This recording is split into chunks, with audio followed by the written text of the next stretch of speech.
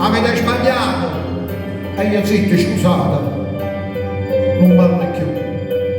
Il pensiero è troppo forte, il bene mio è più forte di te. E ti chiamo ancora un'altra volta, tu sai perché? Perché io,